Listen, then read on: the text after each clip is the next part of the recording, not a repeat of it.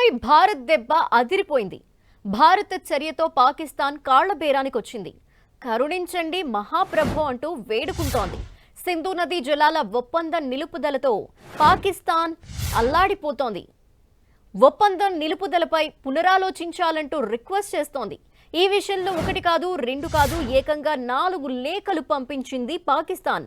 భారత జలశక్తి మంత్రిత్వ శాఖకి పాక్ జలవనరుల శాఖ సెక్రటరీ సయ్యద్ అలీ ముర్తాజా వరుసపెట్టి రిక్వెస్ట్ లెటర్స్ రాసి పంపిస్తున్నారు. ఈ లేఖల్ని హోంశాఖకి పంపించింది జల మంత్రిత్వ శాఖ. సింధు నది జలాల ఒప్పందం నిలుపుదలని భారత్ సమర్థించుకుంది. ఉగ్రవాదం, వాణిజ్యం కలిసి ఉండలేవని, రక్తం నీరు కలిసి ప్రవహించలేవని పాకిస్తాన్కి భారత్ ఇప్పటికే స్పష్టం చేసింది. ఉగ్రవాదాన్ని ప్రోత్సహిస్తున్న పాకిస్తాన్కి సహకరించేది లేదని ఐక్యరాజ్య సమితి వేదికగా స్పష్టం చేసింది భారత్. మోదీ చర్యతో పాకిస్తాన్లో నీటి కష్టాలు తీవ్రమవుతూ ఉండటంతో భారత్ని బ్రతిమలాడుతోంది పాకిస్తాన్. సింధు నదీ జలాల ఒప్పందం రద్దుతో ఇబ్బందులు తప్పవని పాక్ రాజకీయ నేతలు భయపడిపోతున్నారు. ఈ విషయంలో ఏదో ఒక పరిష్కారం చూపించాలని పాక్ ప్రభుత్వంపై ఒత్తిడి తెస్తున్నారు. లేదంటే ఆకలి చావులు తప్పవని హెచ్చరిస్తున్నారు.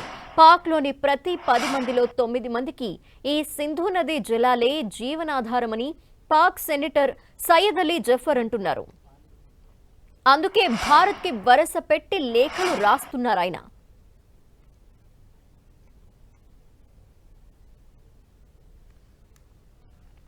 పాకిస్తాన్ కాళ్లబేరానికి రాక తప్పలేదు. సింధు నది జలాల ఒప్పందాన్ని నిలిపివేయటంతో భారత్కి వరుస పెట్టి లేఖలు రాస్తూ నీటిని విడిచిపెట్టాలంటూ కూడా రిక్వెస్ట్ చేస్తున్న పరిస్థితి కనిపిస్తోంది. పాకిస్తాన్కి సంబంధించి ఇప్పటికే 4 లేఖలు వచ్చాయి.